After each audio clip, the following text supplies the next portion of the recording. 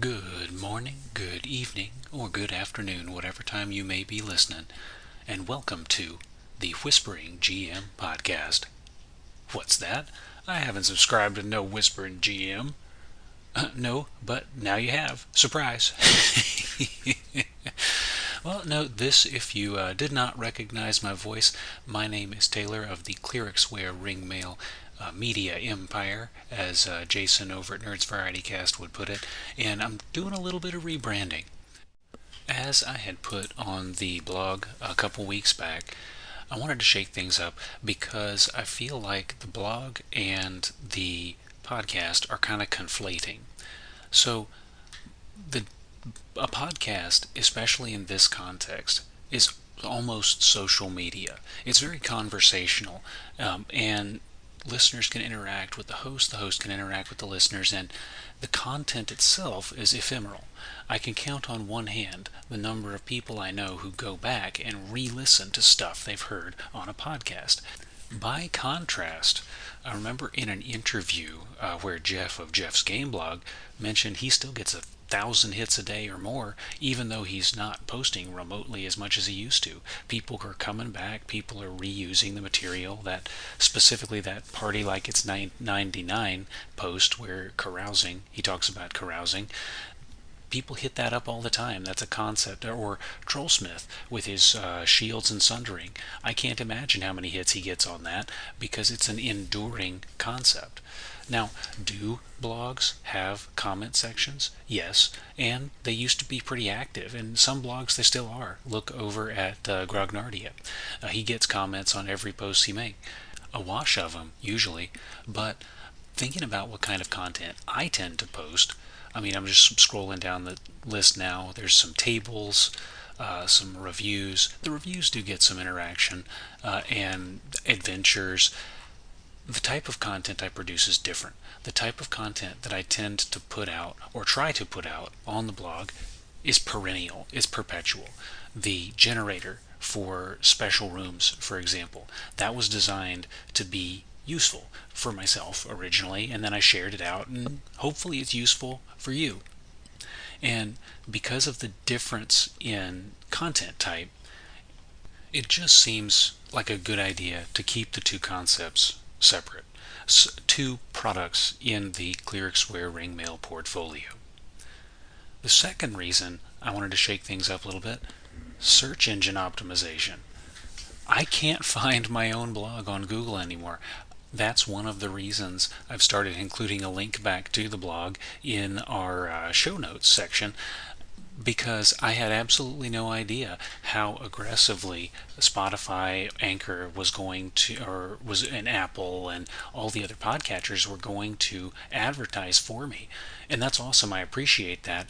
But it's kind of obfuscating. I learned recently that there are people who listen who don't know I have a blog. I do. Go to the blog. If you like the conversation stuff, stick around. I love talking with you. Alternatively, if you also want some useful stuff, BX adventures, some weird chainmail stuff, occasionally inspirational reading, head to the blog. I've got all of that stuff there. I've got hundreds of posts waiting for you, and hopefully hundreds more to come. As I have told some folks on Discord, I think it was before, the original working title for the podcast was going to be Save versus Traffic, because I was doing most of it on my commute. Now, I got a new job since then. I work primarily from home, so I'm not commuting as much, but hey, do you, the listener, like the ring of Save versus Traffic better than Whispers? If so, call in, let me know, ping me. I'll rebrand a second time next episode, who knows. But why Whispering GM? Well, as you may have heard in the last episode, that's kind of a nickname I've been rolling around with for a while. It was given to me by my buddy Jason Hobbs over at the Gamerhood, and the joke being, whenever I get to run or play in a game, it's usually late at night after my kids are in bed, and because I'm the only one awake, have to whisper into the mic. And coincidentally, That's why a lot of these home segments that are not recorded in the car are in this kind of smooth ASMR voice that I've got going on here, trying not to wake anybody up. With that in mind, I figured I'd run with it, and we'll see where we go in terms of the sound effects. Bear with me if you'd be so kind. I appreciate your patience. I'm the same old Taylor, same old dog, just newly whispers as well.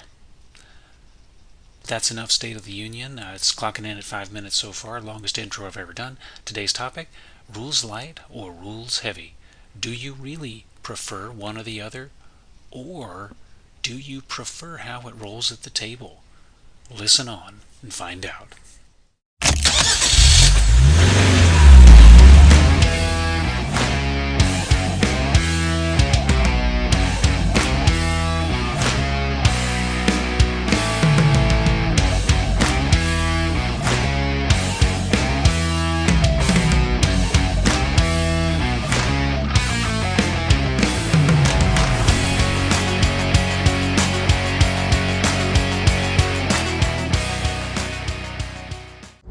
Good afternoon, everybody, and welcome back. Today, I was listening on my little podcatcher to an episode of the Monsters and Treasure podcast by Daniel Norton and K.R. King.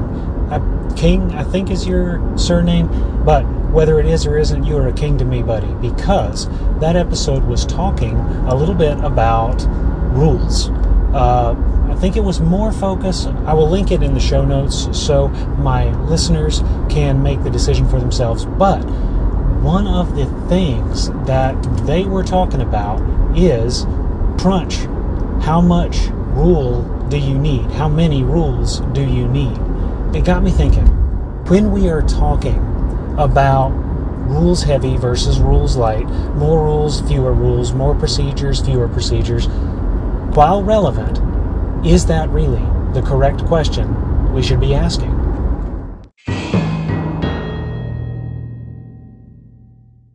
First, I want to talk a little bit about complexity. Regardless of our definitions of rules heavy and rules light, or our individual qualifications that we apply to a given game to categorize it as rules heavy or rules light in our own lexicon, I think we can all agree that some games are more complicated than others. Just off the top, the Holmes Basic set is less complicated than Advanced Dungeons & Dragons. While the core of the game, roll D20, determine if you hit, that kind of stuff, that's all there. There is more to the AD&D game than there is to the Holmes game. The same theory applies to the basic sets. The same statement could apply to any of the basic sets.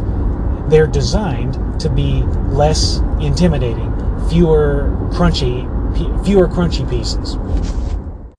For a player coming in to a lighter game, there's going to be less of a barrier to entry. For a fledgling referee who's trying to run a new game, a game with fewer rules is going to be a little easier to catch on to, and you'll bring it to the table a little faster. However, we then have a caveat thrown into that statement. What about games where more of the rules are aimed at the referee? Consider TSR era D&D versus WotC era D&D. With the coming of 3rd edition, a great number of rules were transitioned into player-facing. They were intended to bind the referee and to make it more of a calculable playing field. By comparison, the TSR editions were designed to focus the player more on the what is my character doing aspect of it, and most of the rules, the entire D&G, as authored by our great-grandfather Gygax, was penned with the intention that the Dungeon Master should read it. It's right in the front of the book, tongue-in-cheek. If your players try to read this book, put them to death. In that sense, I, as a new player coming to an AD&D game, might have the same degree of barrier to entry that I, as a player, might come to homes. Now, that's a little bit of an exaggeration. There is more to AD&D than there is to homes. That is just considering the player's handbook. But the point is, there is not so much of a difference from the perspective of the player as there would have been if I were to compare homes to 3rd edition, 4th edition, where the players have a lot more of the system that they have to think about in order to play their characters. For a referee, I'm still going to have to learn the system in order to play it for my players, so I'm still going to bring the heavier game or the ref heavier game to the table a little slower. Or am I? There's nothing preventing me from running it wrong and then correcting as we go, looking up the rules as we need them and applying them to the game as we go. That's why we invent DM screens. We put the stuff that's more relevant to our experience, the stuff that we need to look up, onto a piece of paper between us and the players so that we don't have to look it up. It's a expedient factor for stuff that would be useful in play. But I'm confused. Why then are we talking about the complexity of the game if there are caveats, tricks, and other mnemonics to prevent the complexity or lack of complexity from influencing how we bring a game to the table? Because I think the bigger factor is beyond complexity. While it is true that a bigger book may present a bigger intimidation factor, I submit that it is less important how big the book is, how many rules we are having to follow, compared to how smoothly those rules run at the table. A game that has a lot of rules and procedures, but that flows smoothly and plays quickly at the table, is going to come off as a better experience than a simple game that clunks along the way.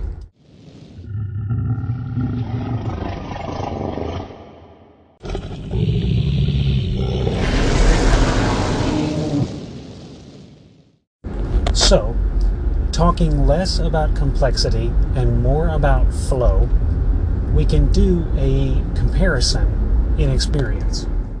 First, I would bring to the table an experience I had a few years ago playing Adventurer Conqueror King. Now, as my listeners are going to know, the Adventurer Conqueror King system is known for having a great deal of crunch under the covers. There was a lot of work done on that system to produce a believable, a verisimilitudinous world milieu in which your game can take place. For reference, the referee running the game that I was talking about, he had a Google spreadsheet that had formulas inlaid all over it that were driven by date so that the town market would dynamically change what it had in it based on the movement of the world around it. That kind of stuff. And while this would have been my first experience with Adventurer Conqueror King, the point is the system has pieces in it that are intended to support that kind of play. The ref would run Necrotic Gnomes, a hole in the oak. We would go into the hole, and I'm trying not to do too many spoilers, but then we found a treasure room. There's a pit with hazards at the bottom, and there's treasure on the other side. So how do we get across? Well, we said we looked at our inventory, we thought about what are we going to use. We've thought about jumping across, but we weren't sure we wanted to do that because of the span, so we've ended up using a combination of iron spikes and a floating disc spell to get across that challenge. Further, we would eventually come into a set of gnomes that, while initially friendly, we managed to piss off And so we got into a fairly heated combat with them, where we ended up blockading ourselves and using the terrain to limit their scope of numbers and fight our way out. The expenditure of the spell resource and the use of the iron spikes getting across that hazard, that was reminiscent of how you might use the same resource. You might manage your same pool in basic or homes. Similarly, while the rule is a little different, the combat procedure, the movements, the attacks, that was all very, again, reminiscent of basic. It flowed similar. We did not hang up on any surprises going along the way. So while there is complexity in the game, it's aimed at a different aspect of the game. There's preparation. There is out-of-table activity, so that each of the different races have different classes available to them, and once you've picked your class, you have different professions, proficiencies, forgive me, I'm in the car, I forget what they're called, that you have that you can pick from that influence one another, but that work is outside of the table. That time is spent independently, and as a byproduct, or you can do it together too, if you're into that. I've been in groups that built characters together before, which is not a bad idea, I guess. But the main thing about that is that when you are in the dungeon, when you are on the campaign, then the game focuses on the campaign and the play proceeds smoothly. The complexities don't rear their head in such a way during play as to slow down the resolution. Roll dice, thing happens, go. And as such, you keep immersion a bit better. As such, you keep momentum a bit better, and as a whole, the experience, in my opinion, is better.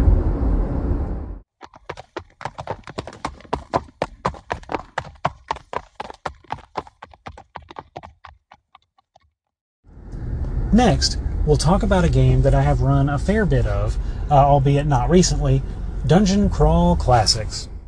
I picked up Dungeon Crawl Classics in response to a bunch of people telling me that only false OSR enthusiasts played it and that it was a terrible game, and then ran it for about a year.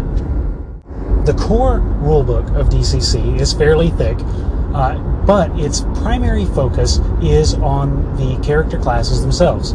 It omits dungeoneering procedures, it omits world-building elements, and there are supplemental resources you can pick up. Lankmar comes to mind, a recent one, that contain more setting-specific stuff, and there's a tremendous amount of community stuff as well, but you get that external to the core rules.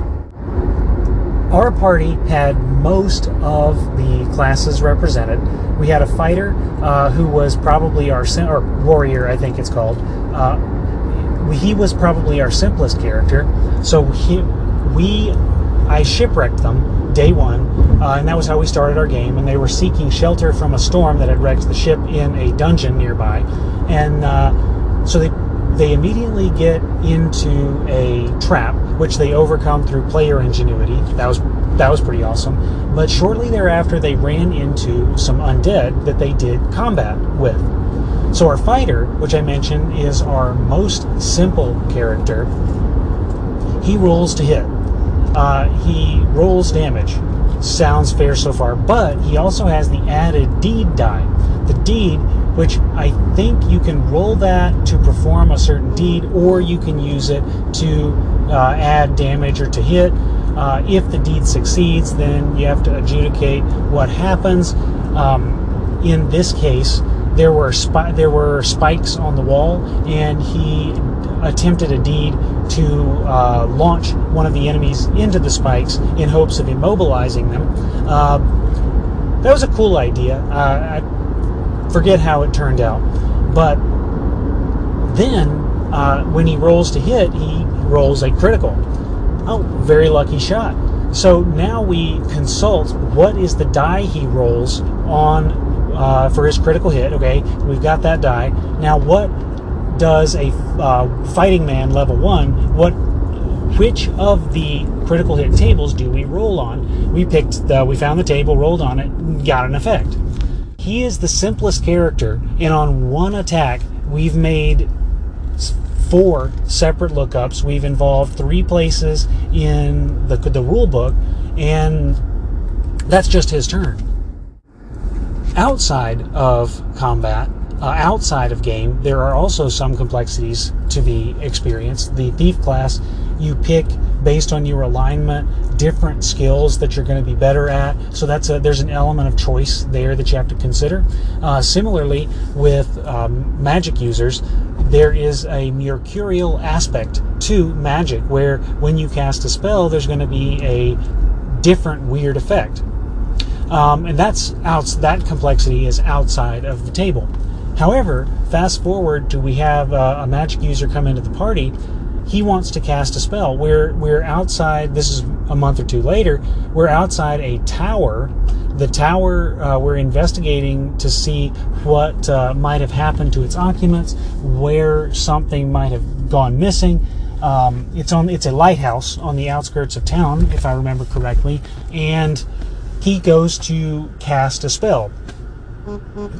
First, we have to check his mercurial effect. What does that do? He has pre-generated. What does this spell have? Does it dump cockroaches out of my arms or something weird? And so we resolve this initial effect. Now he rolls to cast the spell. He decides whether or not he needs to burn. He does not use the spell burn because we're not in combat. We're just using it as sort of a reconnaissance. And then we roll to see what the effect of the spell is. He applies his caster level. We compare it on the spell chart, and lo and behold, here is our effect. And we roll the duration, and he now has reconnoitered the space. How many dice did we just roll to cast a single spell? Now, like I said, I enjoy playing DCC. However, the advice I always give is it's very difficult to play DCC without the Crawler app. I always tell prospective DCC players and judges, get the app because it just makes the game better. If you don't have the app, which we did for subsequent sessions, I was brought up to the app by some friends who had played the game before. If we did not have the app, we would be performing a lot of page flipping and a lot of dice rolling. But with the app, it's right off the cuff. So in order to produce the same degree of rapidity, in order to produce the same ease and facility of flow at the table that ACKS has, then you need to have technological intervention on the part of DCC. Is DCC a bad game? No, but the DCC flows slower. DCC plays clunkier than does ACKS. It's a simple fact of the experience. Knowing that the rules for both of those systems may be comparable in terms of the page count complexity, the played table experience, totally different. And that's the argument I'm making.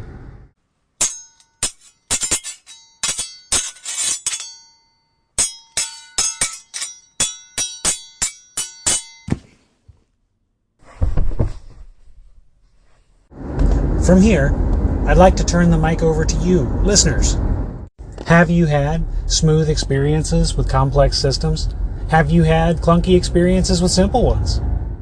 How does your system of choice that you play in or run fall onto the spectrum? I'm very interested in your experiences, and hopefully we're treading some new ground together.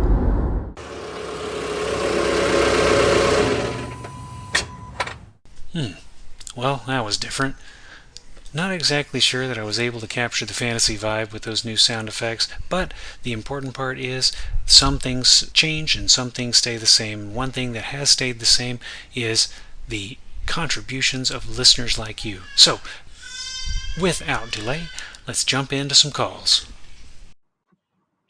Hey Taylor, Ricardo here, long-time worker of the OSR community, but I rarely post anything. However, the min-maxing thing kind of ruffles my feathers. Mostly because where I live in Europe, Dungeons and Dragons wasn't really big back in the 80s and maybe 90s. Um, so what you do have is a lot of new people that play 5e, and 5e is, as I usually call it, the world's best or biggest tabletop video game that has ever been created. And it's all about min-maxing. Like the game, people usually say the mechanics aren't super hard, and they aren't. But there's so many layers of stuff that's been added on top. And the thing I love about the OSR is that most games are like super rules light, because the game isn't about your character in specific. It's about their actions at the table, and the numbers on the sheet really don't mean much. What you are experiencing is known as the WotC effect. It's a design paradigm around the game that WotC has versus what the design paradigm was for the old TSR editions and how the OSR designs games to date. Namely, the big claim to fame that WotC had prior to Dungeons and Dragons, and based on their bottom line, they don't publish these numbers, but we all secretly know their claim to fame is Magic the Gathering. And Magic the Gathering, there's a lot of meta involved. There's a lot of thought that goes into deck building, how do the cards interact with each other, planning for certain contingencies. And that's how they approached the Dungeons and Dragons game as well. How can you build your character, different options, different things, and as new splat books, some booster packs for the D&D game came out, how do you combine these into more effective ways to defeat the challenges you had before? Where with the TSR editions, especially the Gygaxian TSR editions, it was exactly as you said, a focus on the game. Some systems are more complex than others, but regardless, like I kind of talked about for this whole episode, actually, the point of the game is on the adventure, and that's a good place to be. And my whole issue with 5e is that the game promotes min-maxing and all these theory crafting instead of actually playing the game, which is something I love about the OSR. And I don't have nearly as much experience with OSR games as I would like, because as I said, it's very hard to find an in-person game where I live, and I haven't played online all that much. You are in luck. We are in the heyday of online play, as far as I can tell, even in time zones that don't flush with the US. But usually what you see in terms of min-maxing is, yeah, maybe you get lucky with some rolls when you make your character, and then maybe you can get this kind of magic item or that kind of magic item, but it's never wholly about just numbers and numbers and numbers. It's what happens at the table, how you solve issues, what's in your backpack, and how a bar of soap and a coil of rope is gonna save the day. And that's why I think like min-maxing isn't so big in the OSR, to be honest. Rob C., if you are listening and ever rebrand your podcast, there's your new tagline. Brought the soap and a coil of rope. But back to you, Ricardo, what you're talking about there, that player skill, that creative out-of-the-box thinking, that's my favorite part of the game too. And I suspect, and this may be what you're hinting at, I suspect that games and movements which reinforce mechanically creative thinking, that's going to attract people whose outside-the-box experience is what they're driving on. So if that hunch is right, hopefully the OSR is like a moth light on the patio, or the opposite, I guess, for min-max type folks. What's the opposite of min-max? Max-minners? That doesn't work. I'll have to think on that one. Thank you, my man, for calling in. I am excited that you came out of the lurk and into the spotlight.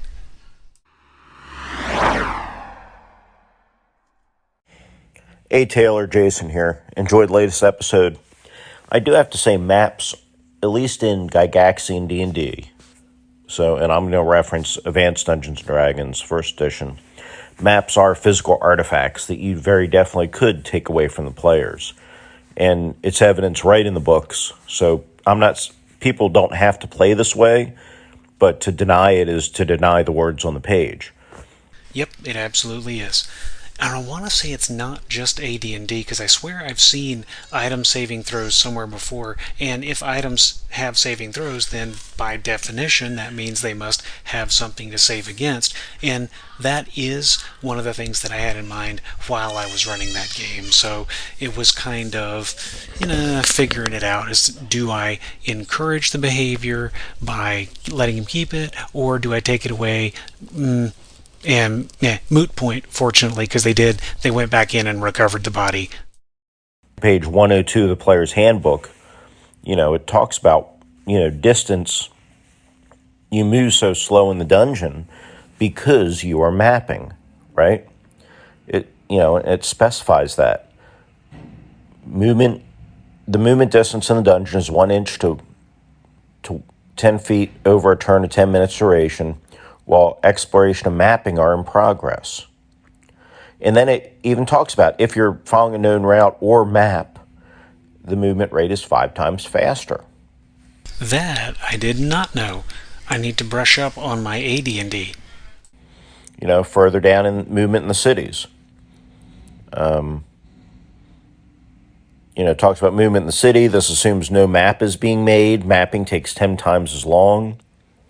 Then it talks about no mapping is possible when a party is moving at a fast speed, such as pursued or pursuing. Light must be available to make or read a map. Infravision is not suitable for such circumstances.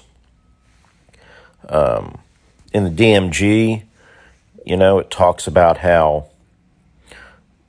base movement where are we at here? It talks about you're moving so slow, typically about 90 feet in 10 minutes, because observation, map making, and searching take considerable amount of time, right? And then that's on page 96. Also on page 96, it talks about how traveling along a corridor and mapping its length takes 1 turn per 90 feet, assuming the base movement of 9 inches. Things like that. When we look at page 68, it explains that if they're fleeing, then the party cannot map while they flee. And specifically, it says not to give them distances or cardinal directions while they're fleeing, so they can't make a map.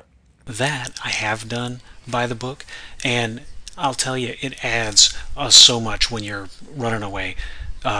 Coming down a corridor saying 10, 20, 30 feet, forks to the left, and a door lies ahead of you. That's this implies this ponderousness. It implies this weight and this anticipation, where by comparison, if you have, troglodytes on your tail, you sprinting ahead, corridor left, door ahead, what do you do? And suddenly there's a snap decision involved, and it totally changes the tone of the encounter. So the way you, as the referee or dungeon master, present that information to the player, that huge impact on the tone of the experience. Coincidental? Intentional? Depends probably on your interpretation of how good a rules designer Gygax was. So and those are just some of the examples in there. Maps are physical. The maps the player makes are considered the map the character's making. And if they're not making a map, then you shouldn't be letting the player make a map. And I know that may be a controversial opinion, but the game, the base movement rates, all that are built around the idea that the characters are mapping, which, interesting enough, means if your party is all, semi-humans and they're trying to do the dungeon by infravision, then don't let them map because they can't see the map. So there you go. If they're not using a torch, they can't map. So your party of dwarves without a torch aren't making maps. It's that simple. So not everybody's going to agree with that. Not everybody's going to like that. And you can house rule that in your game, but understand you're not playing the game as designed. Reffing question.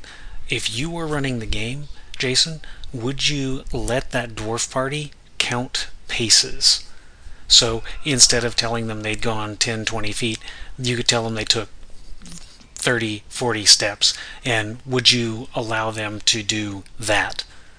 Not trying to stir the pot or advocate for the devil or anything like that. And thinking about it, you'd still have the issue that the infravision would not see the paper, so you'd have to do the body cavity ink that I joked about in a previous episode. But thought experiment, could you count paces instead of feet?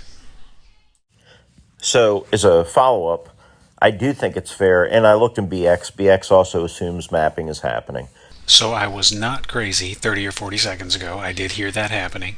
Though, does BX give the advice to remove the map?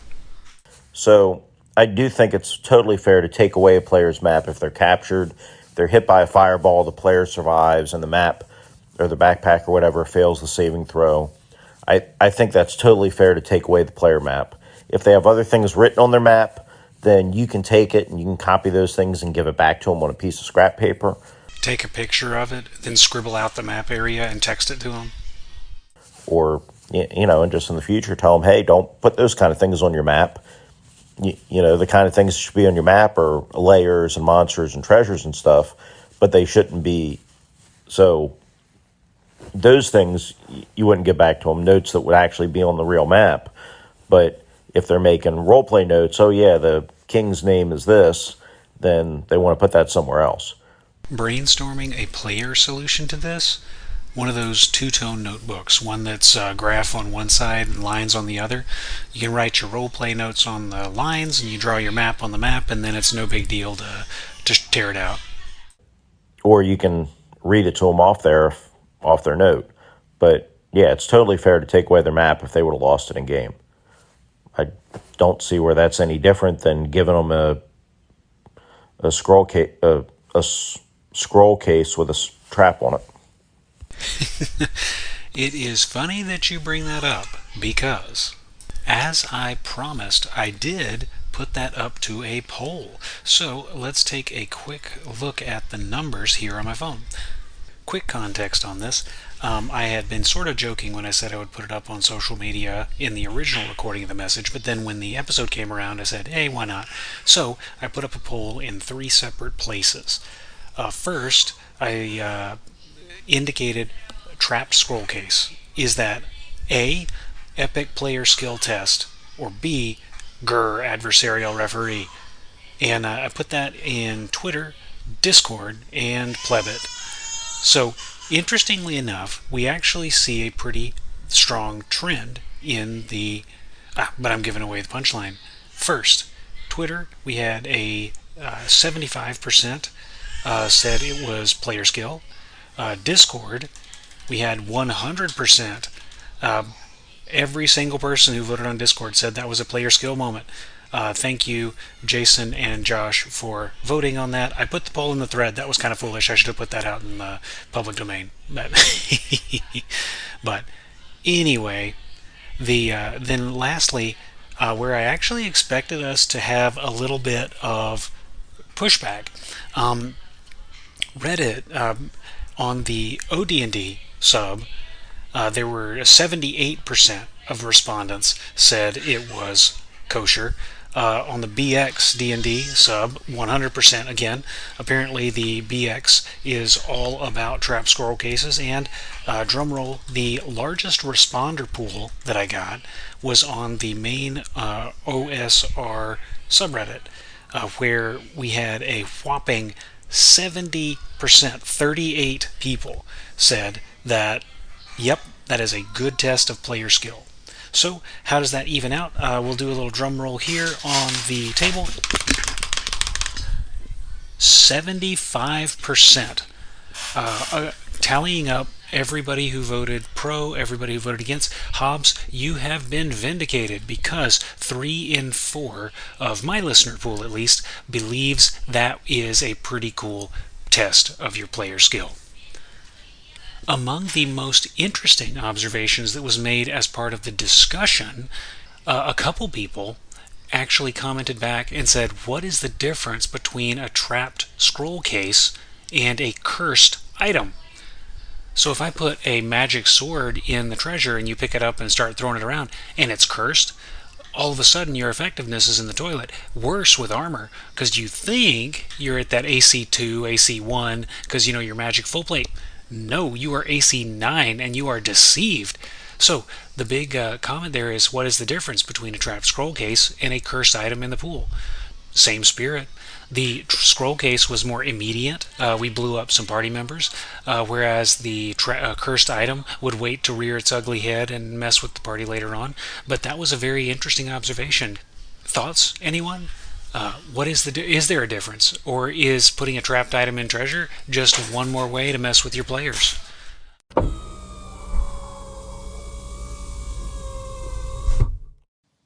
Hi Taylor, David here, first time caller. I try to be a silent listener and listen to the conversation between podcasts, but I really wanted to respond to Travelling Jay's comment on mapping.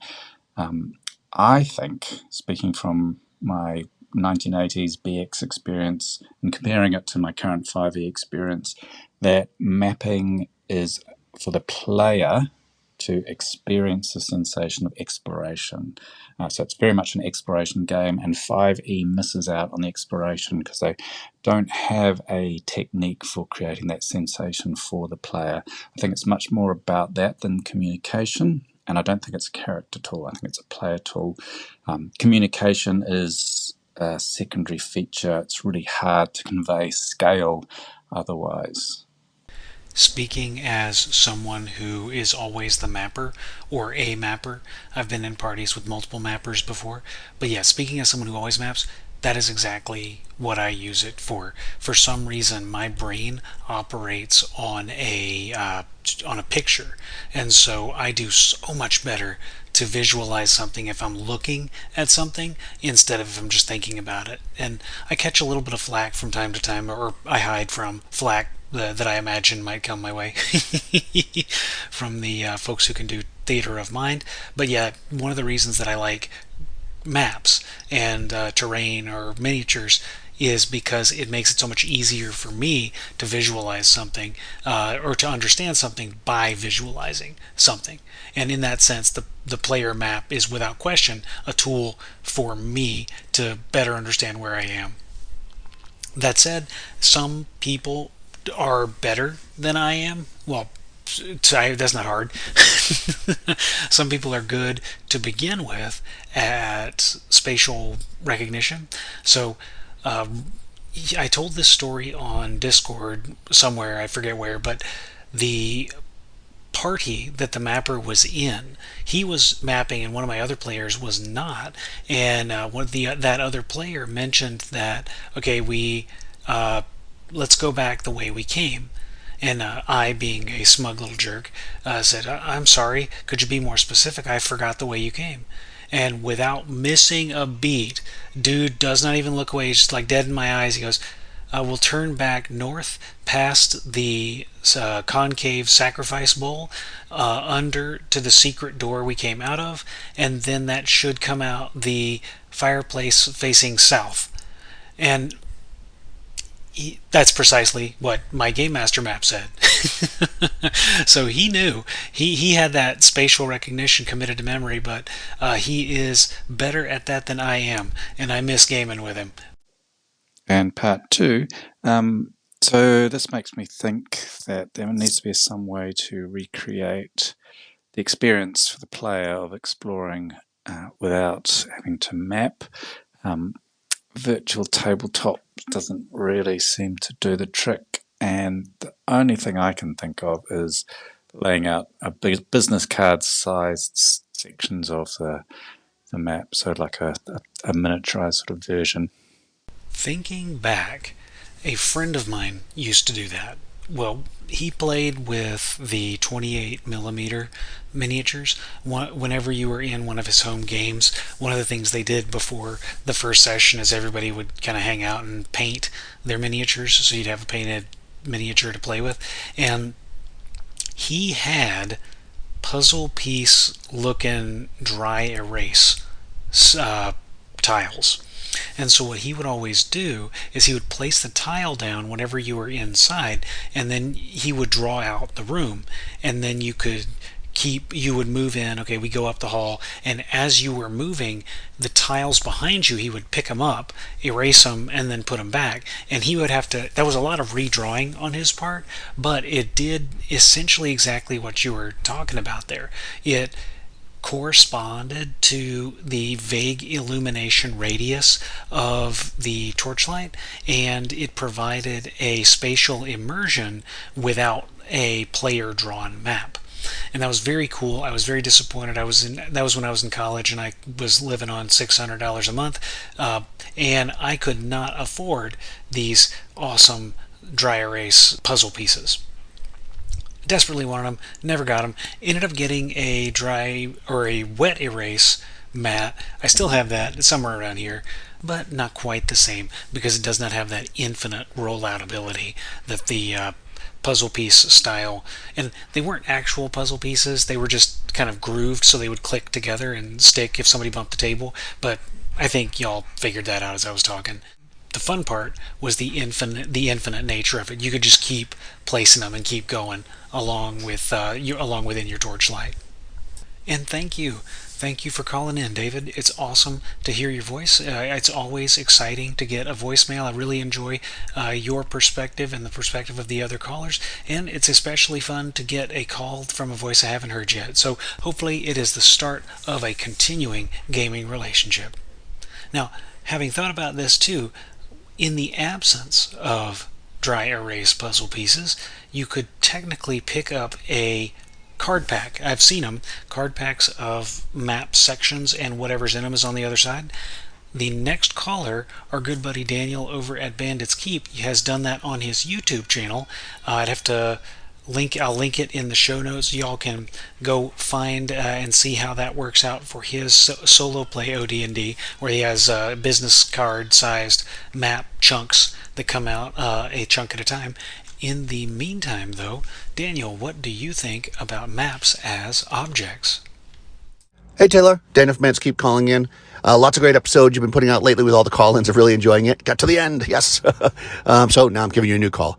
You guys were talking about maps, and I think it's really interesting because, again, it depends on the campaign in the system, but the hard line, I'm going to call it, that your caller had about maps aren't a real thing, I don't follow. I don't also follow a hard line that it is a real thing. It really just depends on the game. This is the way I look at it. I'll try to break it down real quick. If I'm running a mega dungeon where somebody is really acting as the mapper and they're drawing 10-foot squares and they're drawing perfect rooms and we're taking the time to do it, that is an actual object that they are drawing. And when they get back, generally in mega dungeons, you delve in and you come right back out at the end of the day. If they go back to their location, they make a copy of it. So if you did lose a map on an adventure, you wouldn't have it to get out, of the dungeon that day. But when you went back to your base camp, you would be able to then copy it again because that just makes common sense. That's what they do. If I'm doing a smaller thing, it's not a mega dungeon, then usually I don't have an official mapper. And most people just keep like point crawl, like I always do when I'm a player, whether I'm the mapper or not. On the back of my character sheet, I just draw, like a little square, and I'm like, okay, this is where we're starting. We made a left, we made a right. I make little circles. I write orcs here or whatever. That's my character's memory, for lack of a better word. So there's two different things there. And then, of course, the third thing would be treasure maps, right? Which are actual objects, of course, in the game. Now, to the idea of like a fireball blows up and you lose your map and now you're screwed. Yeah, I don't think that would be the case in most situations. I don't have a rule book in front of me, but the way that I always did saving throws, and I'm pretty sure this is correct, is that if you make your save, so does any object on your body. If you don't make it, then it can make a save. So it might be if you fail a saving throw against a fireball, then the map might be destroyed. But that's if you fail the save, and it wouldn't be automatic. And if you fail a saving throw against a fireball, you probably have a lot of worse things to worry about. That is true, and you make a good point. We have to pay attention to the system first and the saving throw second, because whether you roll them or not may depend. And again, all the little point crawl stuff people have been jotting down on their character sheets, you'd still have, and when you went back to town, you could make a copy of the map you had. So it's not like they've been delving for 6 months, something happens, they lose their map, and now they've lost all their work. That would almost never be the case with a smart party.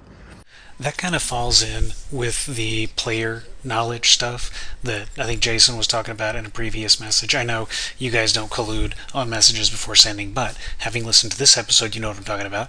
So that kind of falls into the the character knowledge. So I may not have my detailed map, but I do have the knowledge of, okay, this guy is the king's name, we met so and so in this room, and yeah, I could see the point crawl kind of idea. Like, I can vaguely remember a lot of different directions, whereas the exactitude of those directions may fill in as I revisit, and in real life, that is. In any case, awesome episode. I look forward to hearing more from you. As I look forward to putting more out there. Thank you, sir, for the call-in and for the encouragement. And that wraps up this episode of the Whispering GM podcast, an independently operated product released for educational and informative purposes under the Totally Steal This license. Some sound effects are retrieved from Mixkit.co and used under the Mixkit.co royalty-free music license. Others are retrieved from Pixabay, made available under the Creative Commons 0. Theme music is Raw Power, licensed through PlayOnLoot.com. Parties interested in or with questions regarding the podcast are encouraged to reach out via the methods provided on the Clear Square Ring Mail blog. Thank you for listening, and delve on.